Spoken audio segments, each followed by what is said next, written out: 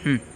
तर काही जण विचारतात की रामाचा जप का केला पाहिजे, तसेच रामाची पूजा का केली पाहिजे, रामामध्ये का एवढी ताकद आहे, की राम नामामध्ये कोणती ताकद आहे. तर आपण एक जाणून घेऊ. तर आपलाच नव्हे तर संपूर्ण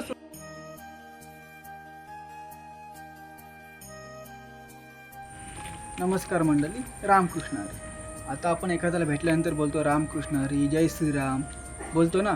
तर राम नावाचा अर्थ काय, ह्या राम नावामध्ये एवढी कोणती ताकद आहे. एकदा हनुमंत रायासुद्धा प्रभू श्रीरामांना बोलले होते की आपसे भी बडा आपका नाम आहे, म्हणजे तुमच्यापेक्षा तुमचं मोठं नाव आहे. आता राम नावात एवढी ताकद का आहे, राम नावाचा अर्थ काय आहे, तेच या आपण व्हिडिओमध्ये जाणून घेणार आहोत. तर राम नावाचा अर्थ, तर र म्हणजे अग्नी, अग्नी. आता आ म्हणजे सूर्य आणि म म्हणजे चंद्र. आता र म्हणजे अग्नी, म्हणजे बघायला गेलं तर ब्रह्मा. ब्रह्मा म्हणजे कोण, सृष्टीचा निर्माण करता. तर आ म्हणजे बघायला तर सूर्य. आता सूर्य, तर आचा परत अर्थ काय होतो, विष्णू. आता विष्णू म्हणजे कोण, तर आपल्या पूर्ण सृष्टीचा पालन करता. आता म म्हणजे महेश. तर महेश म्हणजे शिवशंकर, म्हणजे आपल्या पृथ्वीचा रक्षण करतात, आपल्या पृथ्वीची रक्षा करतात, बरोबर. श्री रामचरित मानसमध्ये गोस्वामी तुलसीदास सांगतात की राम नाम हा संपूर्ण गुणांचे भांडार आहे. राम नाम म्हणजे संपूर्ण चारही वेदांचे प्राण आहे. आता चारही वेद कोणकोणते आपण जाणून घेणार होतो. चार वेद कोणते, पहिला म्हणजे यजुर्वेद, दुसरा म्हणजे सामवेद, तिसरा म्हणजे अथर्ववेद, चौथा म्हणजे ऋग्वेद. हे चारही वेदांचे प्राण म्हणजे राम आहे. या चारही वेदांमध्ये राम नामाचा महिमा हा सांगितलेला आहे. तो कसा ते आपण व्हिडिओमध्ये पुढे जाणून घेणार आहोत. तर व्हिडिओ स्किप न करता पुढे पाहत राहा.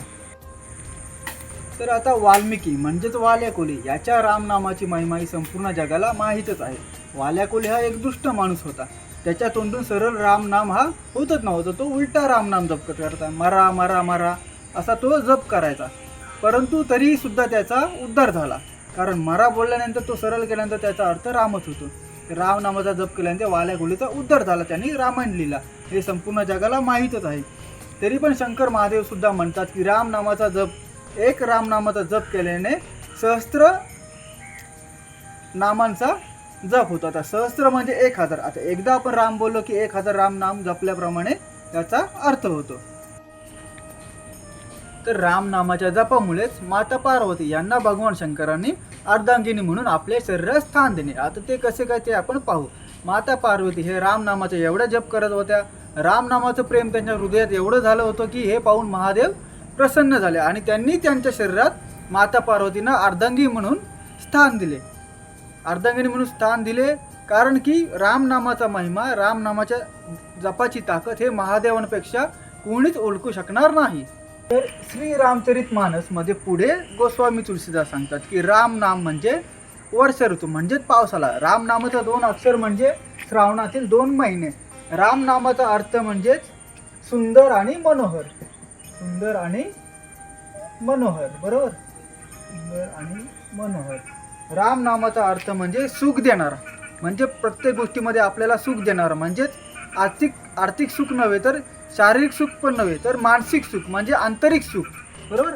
आंतरिक सुख देणारा राम नामाचा अर्थ आहे. म्हणजे राम नाम जपल्यानं आपल्याला आंतरिक सुख प्राप्त होतं. पुढे गोस्वामी तुलसीदास सांगतात की जर आपल्याला आपल्या भौतिक जीवनात जर प्रकाश आणायचा असेल तर रामनामाचा जप करायलाच हवा. म्हणजे आपल्या मनात आणि आपल्या जिभेवर सदारूपी रामनामाचा मणी हा असायलाच पाहिजे. तर आपण रामनामाची ताकद बघितलेली आहे. म्हणजे रामनामाचा महिमा, म्हणजे रामाच्या काय म्हणजे किती शक्ती आहे. ज्याच्या नावातच एवढी ताकद आहे तर तो व्यक्ती किती मोठा असेल, बरोबर. तर असं नाही. तर पुढे गोस्वामी तुलसीदास रामचरित मानसमध्ये गोस्वामी तुलसीदास सांगतात की रामसी भी बडा राम का नाम आहे. आता ते कसं काय तेच आपण या व्हिडिओद्वारे जाणून घेणार आहोत. तर एक छोटीशी गोष्ट आहे. तर जेव्हा रामसेतूचं कार्य चालू होतं, रामसेतू निर्माणाचं काम चालू होतं, तेव्हा आपल्याला सर्वांना माहीतच आहे, दगडावर राम लिहून ते दगड पाण्यात टाकायचे आणि तो दगड पाण्यामध्ये तरंगायचा, पाण्यामध्ये पोहायचा, असे सर्वांना माहीत होते. तर एकदा श्रीरामांनी एक दगड घेतला आणि तो पाण्यात टाकला. तर पाहतो तर काय ते दगड तो बुडाला. तर ही सर्व गोष्ट हनुमान लांबून पाहत होता. तेव्हा हनुमान प्रभू श्रीरामाच्या जवळ गेला आणि त्यांना सांगितलं की प्रभू, तुमच्या दगडावर तुमचं नाव लिहा आणि पाण्यात टाका. तर प्रभू श्रीरामांनी त्यांचं नाव लिहिलं आणि ते पाण्यात टाकलं. तर हनुमान त्यांना सांगतात की प्रभू, आपसे भी बडा आपका नाम आहे. तर प्रभू श्रीराम म्हणतात ते कसं काय. तर हनुमाननी सांगितलं की प्रभू, जेव्हा तुमचा म्हणजे हात कोणी सोडतो तो या दगडाप्रमाणे बुडतो, बरोबर. म्हणजे तुमच्या रामनामाचा जर जप जो कोणी करणार नाही आहे तो या भौतिक संसारात बुडाला म्हणून समजा, त्याचं नुकसान झालं. बरोबर, असं हनुमान श्रीरामानं समजावून सांगतो. तर राम नावाचा डंका बघा, आता लंकेत सुद्धा राम नावाचा डंका वाजायला लागला. तर असं कसे काय, तर श्रीरामाचं नाव लिहिलं नाही, म्हणजे राम नाव लिहिल्याने जर दगड पाण्यात बुडतो ही गोष्ट रावणाला खटकली. तो पण गेला आणि त्याचं नाव लिहिलं रावण आणि पाण्यात दगड टाकला तर दगड बुडाला. तर परत त्यांनी एक दगड घेतला, त्याच्यावर त्याचे स्वतःचं नाव लिहिलं रावण, आणि तो म्हणाला की ए पत्थर तुझे सौगंध है श्री राम की, अगर तू ना तेरा तो राम महिमा मतलब राम नाम मिट जाएगा, राम नाम की कोई ताकद नाही आहे. बरोबर, म्हणजे त्या दगडाला शपथ दिली, जर तू बुडला तुला शपथ आहे श्रीरामांची. आणि तो दगड टाकला तर दगड पोहायला लागला आणि सर्व लंकावासींना रावणाने ते दाखवलं की बघा माझ्या नावाचा दगड पोहतोय. पण बहुतेक जणांना ही गोष्ट माहीत नाही की रावणाने त्या दगडाला राम नावाची शपथ दिली होती. म्हणजे राम नावात किती ताकद आहे हे आपण या छोट्याशा गोष्टीमधून जाणून घेतलं आहे. तर प्रभू श्रीरामांनी विश्वामित्र यांना न्याय मिळवून देण्यासाठी, म्हणजे यांच्या हितासाठी ताडकाकी राक्षसीन आणि तिचा मुलगा यांचा वध केला होता. परंतु राम नावाचा जप केल्याने करोडो लोकांच्या मनातील राक्षसी वृत्तीचा नाश होतो. बरोबर, तसेच राम नावाचा जप केल्याने भक्तांच्या मनामधील दुःख, दोष आणि दुराशांचा नाश होतो. बरोबर, माणसाचा अंधकार दूर होतो. जसा सूर्य हा रात्रीचा नाश करतो तसाच राम नावाचा जप केल्याने माणसाच्या मनातील वेगवेगळे वाईट विचारांचा नाश होतो. तर ही ताडकाकी राक्षसांची तुम्हाला एक छोटी गोष्ट सांगतो. एक दिवशी ऋषी विश्वामित्र हे राजा दशरथ यांच्या राज्यात आले होते. आता राजा दशरथ म्हणजे प्रभू श्रीरामाचे वडील. तर त्यांच्या राज्यात हे विश्वामित्र आले आणि त्यांनी सांगितले की मला सृष्टीच्या हितासाठी एक मोठा यज्ञ करायचा आहे. बरोबर, पण तो यज्ञ करत असताना एक ताडकाकी नावाची एक राक्षसीन आहे, ती आणि तिचा मुलगा मारीच हे आम्हाला खूप त्रास देतात. बरोबर, तर गेले अनेक वर्ष आम्ही हा यज्ञ करण्याचा प्रयत्न करत आहोत, पण ही राक्षसीन काय आम्हाला यज्ञ करून देत नाही. ती खूप भयंकर आहे, तिचा आवाज हा सिंहासारखा आहे, ती कोणालाही अगदी सहज ठार करू शकते. विश्वामित्रांनी राजा दशरथ यांच्याकडे विनंती केली की यज्ञ निर्विघ्न व्हावा, त्यासाठी आम्हाला 2 बलवान व्यक्तींची गरज आहे. बरोबर, तर आपण राम आणि लक्ष्मण यांना आमच्या सोबत रक्षणासाठी पाठवावे. तर पहिल्यांदा राजा दशरथांनी नकार केला, कारण राम आणि लक्ष्मण हे त्यावेळी खूप छोटे होते. परंतु ऋषी विश्वामित्र यांनी राजा दशरथांकडे विनंती केली, म्हणून दशरथांनी राम आणि लक्ष्मण यांना त्यांच्यासोबत पाठवलं. तर पुढे ऋषी विश्वामित्र यांनी श्रीरामांना सांगितलं की ही राक्षसीन जर जिवंत राहिली तर पृथ्वीवर अनेक साधू संत तसेच अनेक लोकांचं जीवन धोक्यात येईल.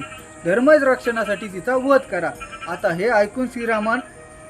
हे सर्व गोष्टी ऐकून प्रभू श्रीराम हे धर्म संकटात पडले. आता करावे काय नक्की, कारण क्षत्रिय धर्मानुसार स्त्री हत्या करणे हे योग्य नाही असे हे शिकवले गेले होते. बरोबर, परंतु पुढे ऋषी विश्वामित्र श्रीरामांना समजावून सांगतात की जो कोणी धर्माचा नाश करतो, निर्दोषांचा वध करतो, अशा व्यक्तींचा वध करणे हाच खरा धर्म आहे. मग प्रभू श्रीरामाने धनुष्यबाण काढला आणि ताडकाकी आणि तिचा मुलगा यांचा वध केला.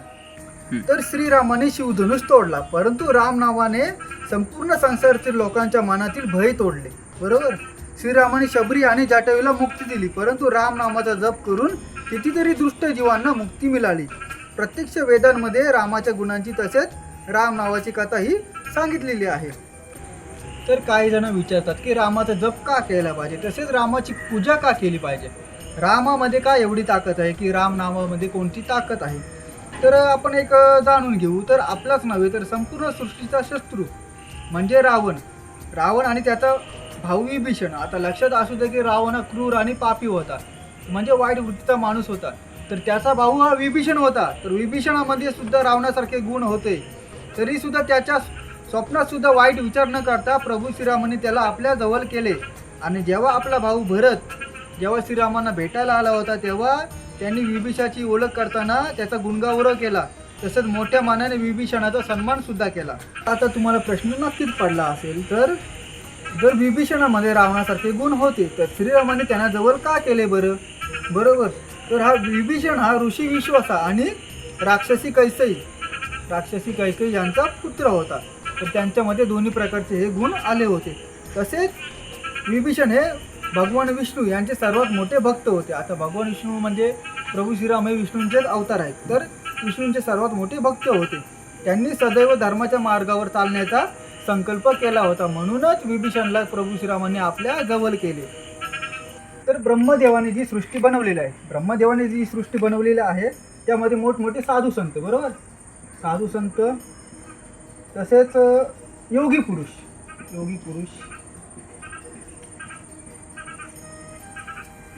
साधू संत, योगी पुरुष, संन्यासी, बरोबर.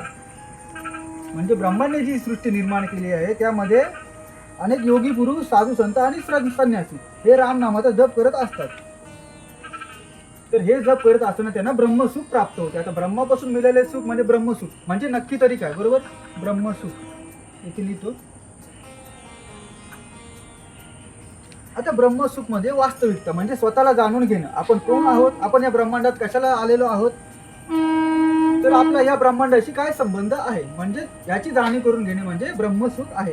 आता जो कोणी व्यक्ती ब्रह्मसुख प्राप्त करतो तो आनंद आणि शांती प्राप्त करतो, बरोबर. म्हणजे या भौतिक रूपी संसाराच्या पलीकडे संतुष्टी प्राप्त करतो.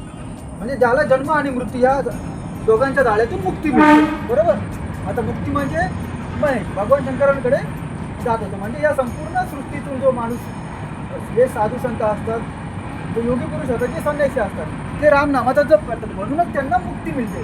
तर आपण मनुष्य आहोत, जर आपण सुद्धा रामनामाचा जप केला तर आपण पण भौतिक म्हणजे ब्रह्मसुख प्राप्त करून आपल्याला सुद्धा मुक्ती मिळू शकते. म्हणजे जन्म आणि मृत्यूचे जे चक्र आहे त्यांपासून मुक्तता मिळते.